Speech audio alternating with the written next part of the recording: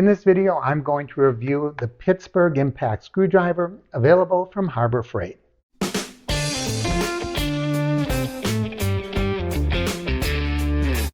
I'm going to assume you know what an impact screwdriver is, or you probably wouldn't be watching this video.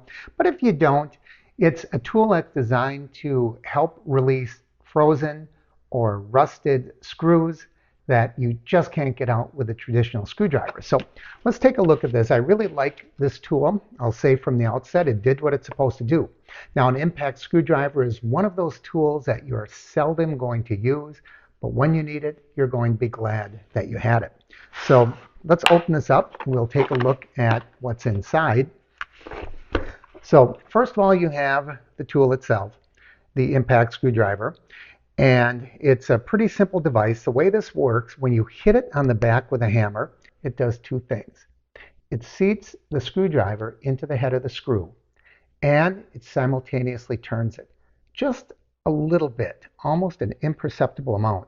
But those two things together have a tendency to loosen those stuck screws. Here's what you get. You get the impact driver itself, and it seems to be a pretty sturdy, well-made tool. It's got a rubber grip, a rubber handle. It's got the impact pad, and it's got the socket drive on the front.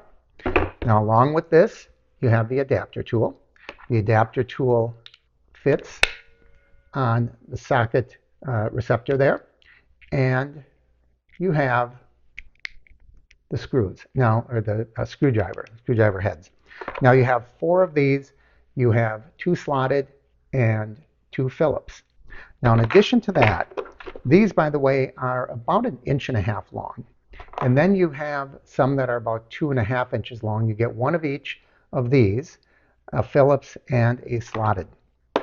So these are tools, as I said, you're not going to use really often. And the reason I picked it up, I had a particular project that I was working on, and I just could not get the screw free.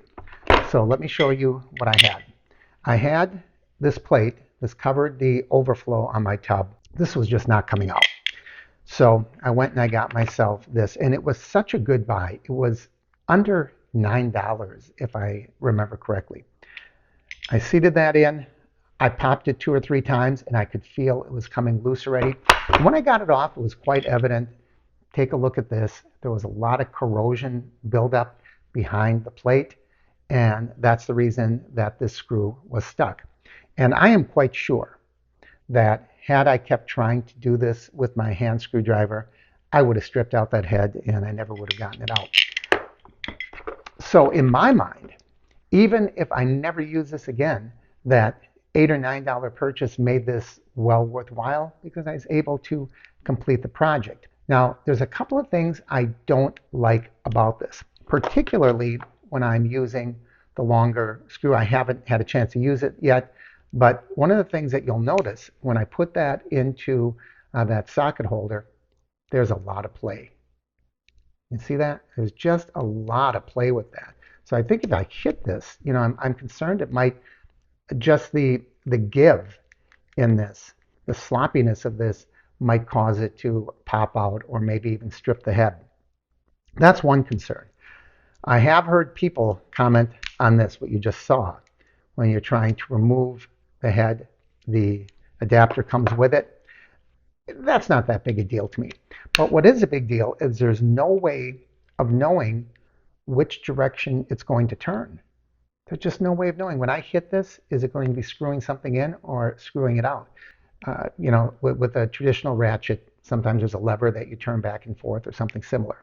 With this, you have to push this in, and then you have to twist the handle. Push it in and twist the handle. And that's what sets it. But how do you know when you set this if you're setting it to screw something in or unscrew it?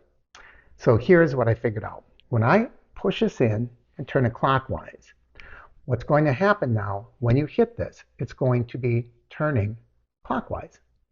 When I push it in and turn it counterclockwise, now when I hit this, it's going to be turning it counterclockwise.